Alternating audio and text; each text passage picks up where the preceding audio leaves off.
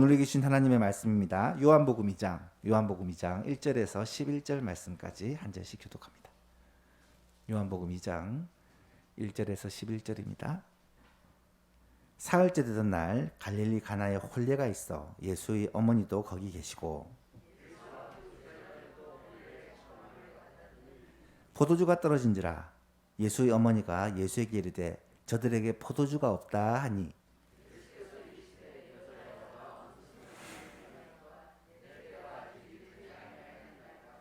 그의 어머니가 하인들에게 이르되 너희에게 무슨 말씀을 하시든지 그대로 하라 하니라.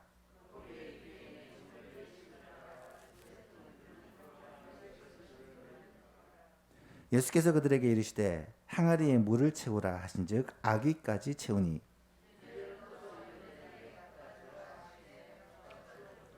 연회장은 물로 된 포도주를 맛보고도 어디서 났는지 알지 못하되 물 떠온 하인들은 알더라. 연회장이 신랑을 불러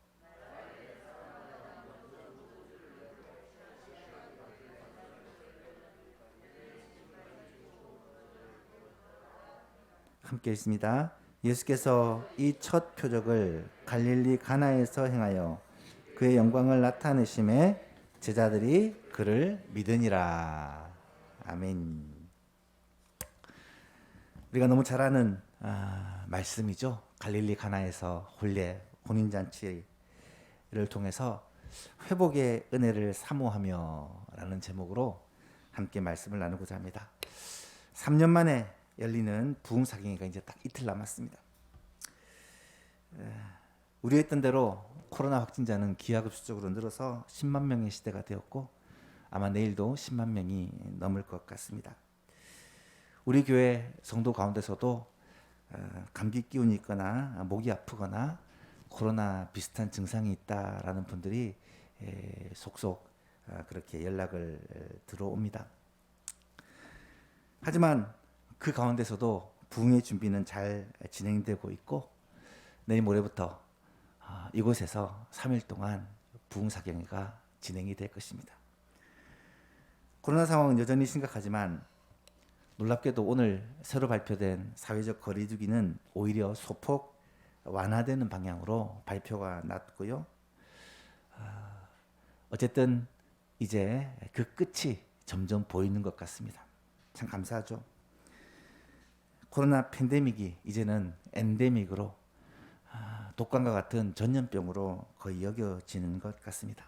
물론 좀 조심은 해야겠지만 그래도 일상을 조금씩 회복해 갈 수 있을 것 같은 그런 기대가 있습니다. 우리 성도님들도 이제 걱정과 두려움 대신에 이번 부흥사경회를 통해서 하나님께서 어떻게 우리 가운데 일하시고 새롭게 역사하실지를 기대하며 그렇게 참여했으면 좋겠습니다. 오늘은 부흥사경회를 이틀 앞두고 제가 참 좋아하는 말씀이고 늘 묵상하고 또 설교도 몇 번 했었던 말씀인데 이 가나의 혼인잔치 말씀을 통해서 하나님께서 우리를 위하여 이루시는 회복의 역사를 좀 사모하며 그 기도 제목을 가지고 기도하는 이 밤이 되었으면 좋겠습니다. 오늘 본문에 나타나는 이 사건은 예수님이 공생의 기간 행하신 첫 번째 표적입니다. 첫 번째라 함은 예수님이 엄청나게 많은 기적을 행하셨는데 그 중에서 제일 첫 번째 행한 기적이란 말입니다. 놀라운 것은 한 번도 이전에는 기적을 행하신 적이 없지만 마리아는 예수님께서 이 문제를 해결하실 것을 믿고 사람들에게 예수님이 뭐라고 하시든지 그대로 해라 라고 그렇게 맡기는 장면을 보게 됩니다. 예수님께서 본격적으로 이 땅에 회복의 역사를 시작하는 장면이 오늘 본문의 장면이라는 것이죠. 이번 부흥사경회를 통해서 이루실 하나님의 그 회복의 역사를 이 사건을 살펴보면서 우리가 기대하고 사모하는 시간이 되었으면 좋겠습니다. 본문 11절에 예수께서 이 첫 표적을 갈릴리 가나에서 행하여 그의 영광을 나타내셨다. 여러분, 표적이라는 단어는 단순히 기적이나 이적과는 조금 다릅니다.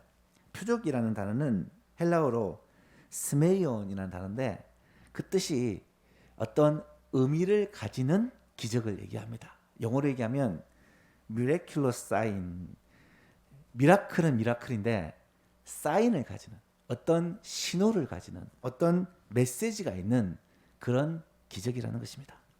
예수님이 많은 기적을 행하셨지만 그냥 병든 자를 고치고 귀신 들린 자를 쫓아내고 걷지 못하는 자를 걷게 하고 보지 못하는 자를 보게 하고 이런 치유의 회복 그런 기적이 아니라 하나님께서 예수님께서 어떤 메시지를 주시기 위해서 일으킨 기적을 표적이라고 표현을 하죠.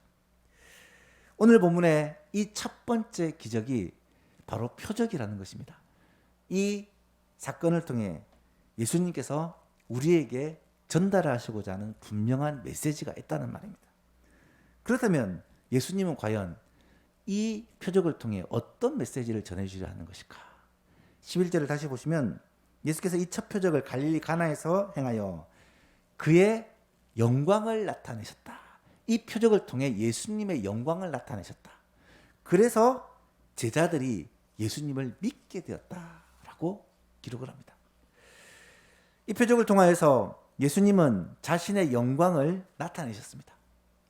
그러니까 제자들이 예수님을 믿었다라는 말은 예수님을 하나님이 보내신 자 메시아로 믿었다라는 말입니다. 예수님이 이 첫 표적을 행하신 이유는 자신의 영광을 드러내심으로 제자들이 자기를 하나님이 보내신 메시아로 믿게 하기 위함이었다라는 사실을 우리가 알 수가 있습니다. 그렇다면 왜 예수님께서는 자신이 메시아인 것을 나타내시고 제자들로 하여금 자신을 믿게 하기 위해서 이 표적을 행하셨을까? 혼인잔치, 혼례에서 왜 물리 포도주가 되는 이 표적을 행하셨을까? 그 이유가 무엇인지를 우리가 함께 생각해 보면서 오늘 우리에게 진정한 회복을 주시기를 원하시는 그 주님의 마음을 깨닫고 기도했으면 좋겠습니다.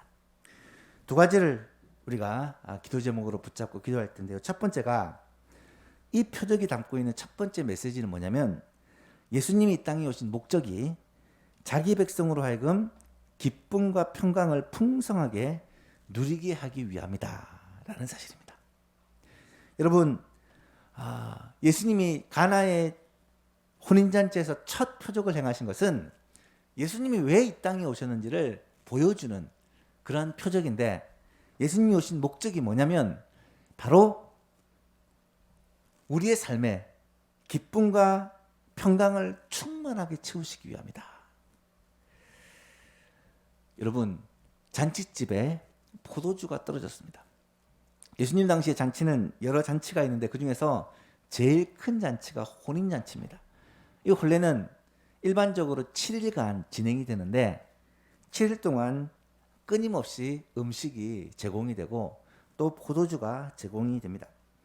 그런데 이 잔치집에 포도주가 떨어진 거예요. 이 말은 이 잔치집에 지금 큰일이 났다는 말입니다. 포도주는 잔치의 흥을 돋구게 하는 정말 결정적인 요소인데 이 포도주가 떨어지면 이제는 사람들이 잔치집에서 다 돌아가게 되어버리고 그러면 지금까지 애써서 준비한 잔치가 이제 끝이 나버리는 사람들로부터 원망을 듣고 이 잔치집은 왜 이래? 혼례가 무색하게 되는 그런 위기에 처하게 된 것입니다. 여러분 잔치집에는 절대로 포도주가 떨어져서는 안 되는데 떨어져 버렸다는 거예요. 이것은 우리의 삶에서 절대로 떨어지면 안 되는 것들이 떨어지는 필요한 것들이 바닥나버린 상태를 의미한다라고 말할 수 있겠습니다. 예를 들면 우리에게 꼭 필요한 것이 무엇입니까? 물질이 없으면 못 살잖아요. 근데 물질이 바닥이 나버린 거예요. 우리에게 꼭 있어야 될 것이 무엇입니까? 건강이 있어야 되잖아요. 그래야 살 수 있잖아요. 근데 건강이 문제가 생긴 것입니다. 가족이 화목하고 가족이 평안해야 삶의 원동력이 되는데 이 가정 안에 문제가 생기고 불화가 생기고 다툼이 생기고 얼마나 힘들겠습니까? 직장에서 사업에서 반드시 있어야 되는 것이 없음으로 말미암아 문제가 생기고 힘들어지는 경우가 우리의 삶에 얼마나 많습니까? 가장 중요한 것은 영적으로 우리가 풍성해야 삶의 의미와 그 에너지가 있는데 영적으로 메말라 가지고 영적으로 침체해 가지고 살면 얼마나 힘들겠습니까? 우리의 삶에 꼭 있어야 될 그런 중요한 요소가 말라버렸다, 떨어져 버렸다. 이것을 의미한다라고 말할 수 있겠습니다. 그런데 그 잔치집에 누가 계셨냐면 예수님이 계셨다는 거예요. 그리고 이 문제를 예수님에게 들고 나갑니다. 예수님께 이 문제를 도와달라고 요청합니다. 그랬더니 어떤 일이 벌어집니까? 예수님이 바닥난 버린 그 포도주통에 다시 포도주로 아주 풍성하게 가득 채워주시는데 그것도 극상품, 최고 품질의 포도주로 채워주셨다라는 사실입니다. 여러분, 예수님이 오신 목적이 무엇이냐?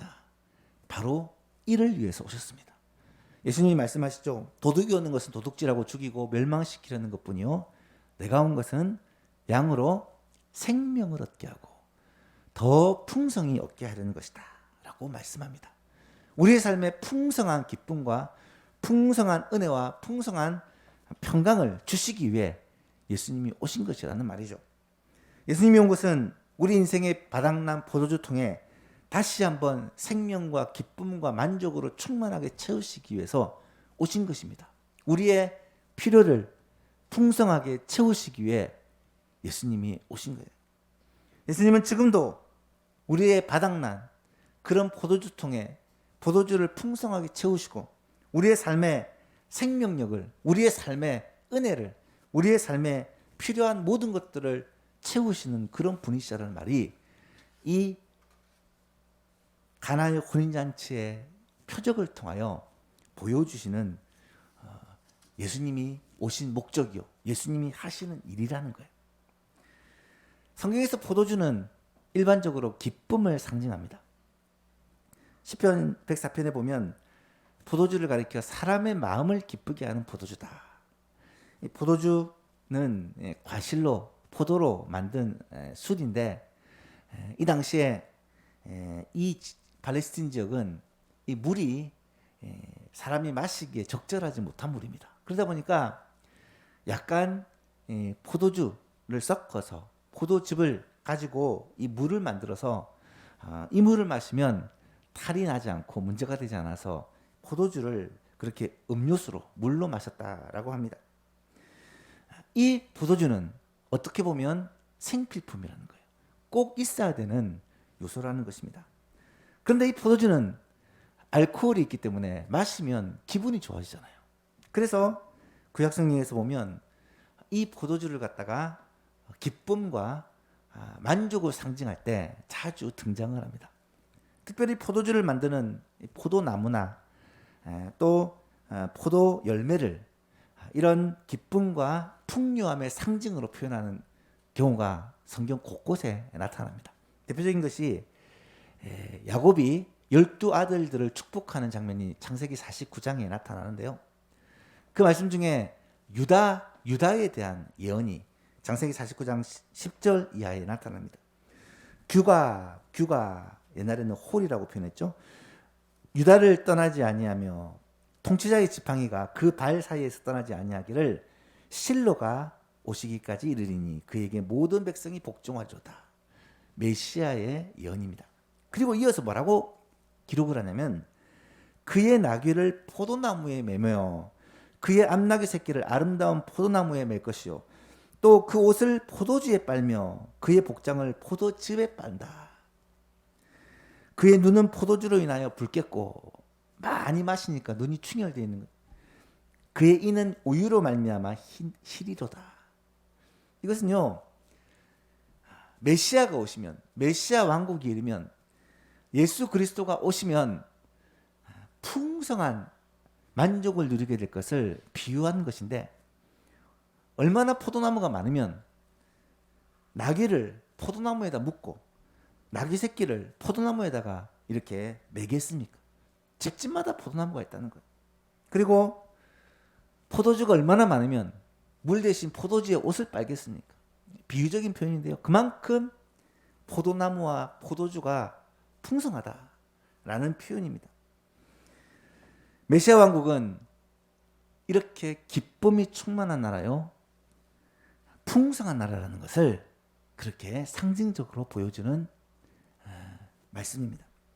그리스도의 나라, 그리스도가 다스리는 나라, 예수님이 통치하신 나라가 바로 이런 기쁨과 만족으로 풍성한 나라라는 말이에요. 6절 말씀해 보십시오. 거기에 유대인의 정결 예식을 따라 두세 통 드는 항아리 6이 놓여 있는지라. 두세 통.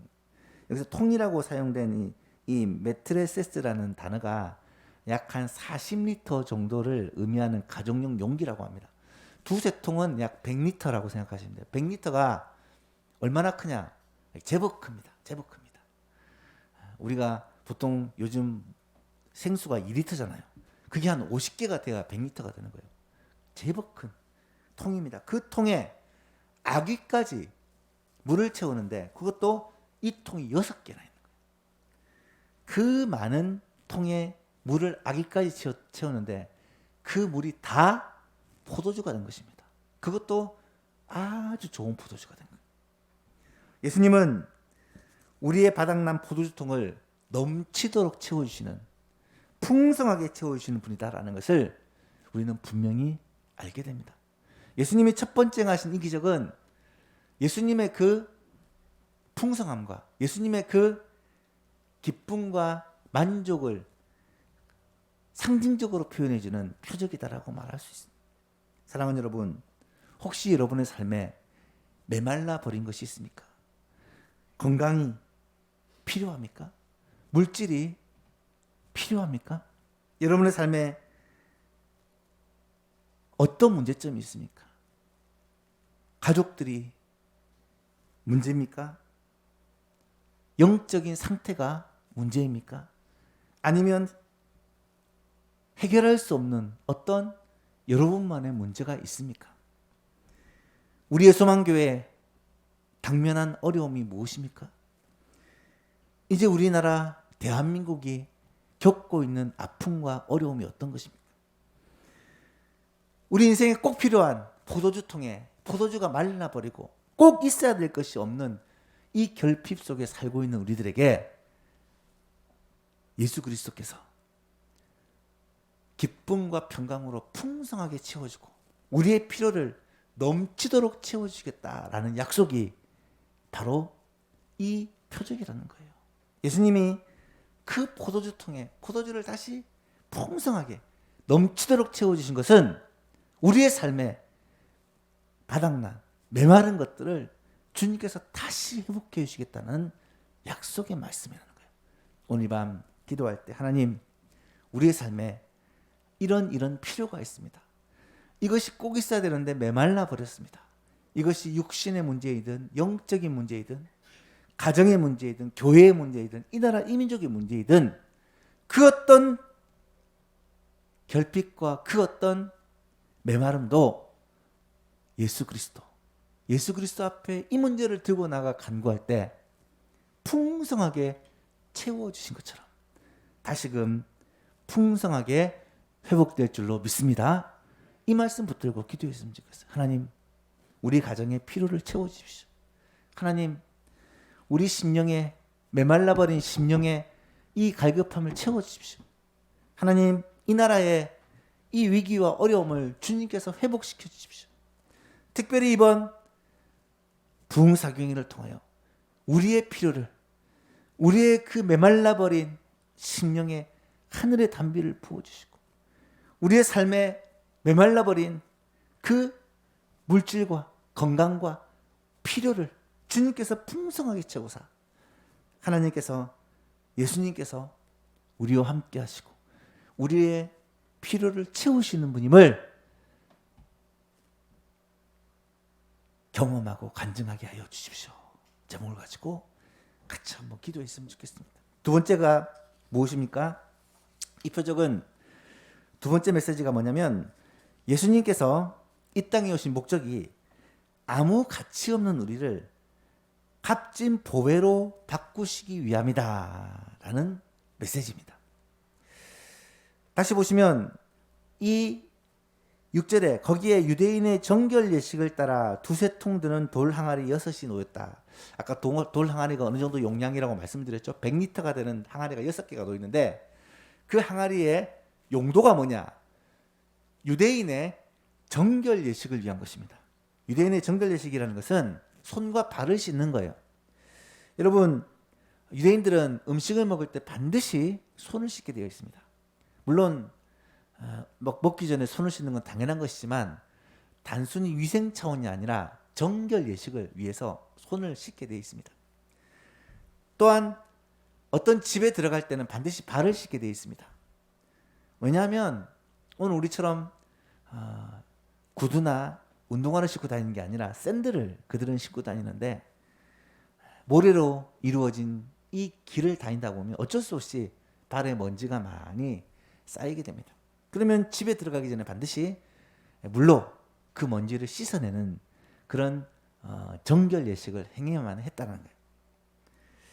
주로 종이, 좀 부잣집에서는 종이 이 발을 씻어주는 일을 하지만 일반적인 집에서는 자신이 이 정결 예식을 위한 물을 가지고 발을 씻고 그렇게 들어갔다고 합니다.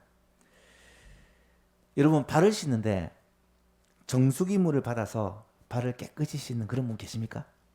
없잖아요, 그죠? 특별히 이 팔레스틴 지역은 물이 너무 귀해가지고 먹을 물을 찾기가 너무 힘들고 또 일반적으로 사용되는 물도 정말 귀한 지역입니다. 그러다 보니까 보통 이 발을 씻기 위해 사용되는 물은 다른 용도로 쓰고 남은 물, 음식을 씻는다거나 사람이 또 세수를 하고 남은 물들을 모아놨다가 발을 씻는 용도로 많이 썼다고 합니다. 허드렛 물이에요. 깨끗하지 못한 물입니다. 그런데 그 물을 아귀까지 채웠는데 그 물이 최고의 상급 포도주로 바뀌어버린 거예요. 여러분, 연회장은 그 포도주를 맛보고 깜짝 놀랍니다. 아니, 집집마다 처음에는 좋은 포도주를 내도 살짝 취하고 나면 좀 낮은 포도주를 내는 것이 일반적인데 그렇잖아요. 취하면 모르니까. 근데 이 집은 가면 갈수록 포도주가 더 좋아지나 깜짝 놀랍니다. 예수님이 만드신 포도주는 허들의 물을 가지고 만들었는데 극상품 포도주로 만드신 것입니다. 여기서 주님이 보여주시는 메시지가 무엇일까요? 예수님께서 이 땅에 오신 목적이 바로 허들의 물과 같은 우리를 극상품 포도주로 가장 귀한 보배로 회복시켜 주시겠다는 주님의 약속입니다. 예수님을 만난 사람은요, 모든 사람이 다 변했습니다. 성경에 나타나는 모든 사람들이 예수님을 만나고 나니까 정말 볼품없는 사람이 값진 사람으로, 사회의 암적 존재가 없어서는 안 될 존재로 그렇게 바뀌었습니다. 세상에서 멸시받고 천대받던 예수님의 제자들이 세상을 변화시키는 능력 있는 사람으로 바뀌었습니다. 삭개오가 그렇게 변화되었고요. 막달라 마리아가 그렇게 변화되었습니다. 자기 욕심을 따라 썩어져가는 구습을 따르는 그런 옛사람이 하나님을 따라 의와 진리의 거룩함을 입은 새 사람으로 바뀌었습니다. 이것이 예수님을 만난 사람들의 하나 같은 변화라는 거예요. 사랑하는 예수만교회 성도 여러분, 우리도 그렇게 신분이 바뀌었습니다. 옛사람이 벗어버리고 새 사람을 입은 존재가 되었습니다. 예수님을 만나고 예수님의 그 회복의 은혜로 말미암아 우리는 완전히 새롭게 된 존재가 되었다라는 것입니다. 우리가 오늘 이 밤에 기도할 두 번째 제목이 있습니다. 하나님, 이번 부흥사경을 통하여 이런 놀라운 변화의 능력이 먼저 나에게 있게 하여 주십시오. 내가 허들의 물과 같은 내가 값비싼 포도주로 변화되는, 필요 없고 쓸모 없고 연약하고 무가치한 내가 가치롭고 없어서는 안 되는 하나님 나라를 위해서 정말 귀하게 쓰임받는 존재로 변화되게 하여 주옵소서. 하나님, 우리 자녀들이 그러한 자녀들로 회복되게 하여 주옵소서. 하나님, 우리의 소망교회 성도들이 그러한 귀한 성도들로 회복되게 하여 주시옵소서. 오늘 이 갈릴리 가나의 혼인잔치에 있었던 이 첫 번째 표적을 통해 우리는 분명한 두 가지 제목을 가지고 이 밤에 같이 한번 기도했으면 좋겠습니다. 두 가지 기도 제목을 여러분에게 드립니다. 첫 번째는 예수님은 꼭 있어야 할 포도주가 메말라 버린 그 혼인잔치에서 위로부터 오는 하늘의 평강과 기쁨으로 충만하게 채워주셨습니다. 오늘 우리에게도 이런 회복의 역사가 있기를 원합니다. 세상이 줄 수 없는 기쁨과 평안과 만족과 은혜가 우리의 삶에 다시 한번 회복되는, 코로나로 말미암아 지치고 삶이 힘들고 세상이 너무 어려워서 그렇게 탈진되어 있는 우리가 주님이 주시는 그 은혜로 말미암아, 주님이 주시는 그 평강으로 말미암아, 주님이 주시는 그 풍성한 은혜로 말미암아 온전하게 회복되는 이번 부흥사경회가 되게 하여 주옵소서. 두 번째는 허들의 물과 같은 우리를 값진 존재로 바꾸시는 예수님의 이 역사가 하나님 먼저 내게 있게 하여 주시고 우리 자녀들에게 있게 하여 주시고 우리 예수만교회 모든 성도들에게 있게 하셔서 정말 옛사람을 벗어버리고 새사람을 입은 우리의 변화된 존재를 깨닫고 존재에 합당한 삶을 살아가는 복된 하나님의 자녀들이 되게 하여 주옵소서. 제목을 가지고 기도하기를 원합니다. 오늘은 다른 기도를 잠시 내려놓고 이 부흥사경회를 위해서 이 두 가지 제목, 하나님 우리의 메말라버린 포도주 통에 주님께서 주신 은혜와 평강과 기쁨으로 충만하게 회복시켜 주시옵소서. 허들의 물과 같은 우리, 가치 없는 우리를 하나님 이번 부흥사경회를 통하여 정말 가치 있는 존재, 하나님께서 귀하게 쓰신 존재로 회복시켜 주시옵소서. 나뿐 아니라 우리의 자녀들이, 우리의 다음 세대들이, 우리 예수만교회 성도들이 그런 변화를 맛보고 누리는 복된 부흥사경회가 되게 하여 주옵소서. 이 제목 가지고 우리 주의 이름 한번 외치고 간절히 기도하겠습니다.